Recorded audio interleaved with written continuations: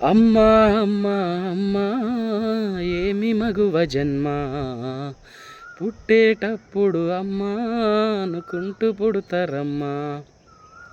మగవాడుక మానవ మృగమై మగువను సమాధి చేస్తుంటే, ఆలు పెరుగని అగ్ని జ్వాలలై ధరణిని దహించి వేస్తుంటే, అమ్మా అమ్మా అమ్మా ఏమి మగువ జన్మ, పుట్టేటప్పుడు అమ్మా అనుకుంటూ పుడతారమ్మా.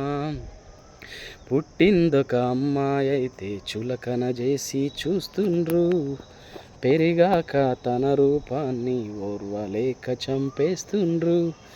పెనుభారమైనదా తను నేరం చేసినదా, మగువంటే ఎందుకీ పగ మమకారం పంచుతుందిగా.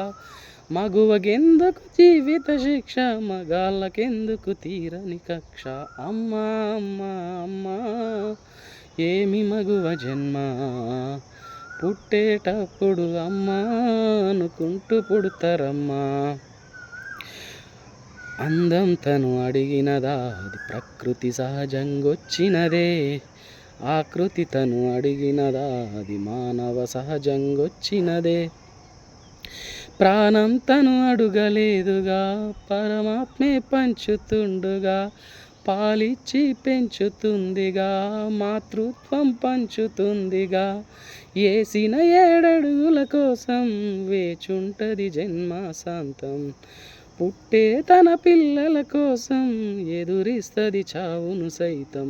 అమ్మా అమ్మా అమ్మా ఏమి మగువ జన్మ, పుట్టేటప్పుడు అమ్మా అనుకుంటూ పుడతారమ్మా.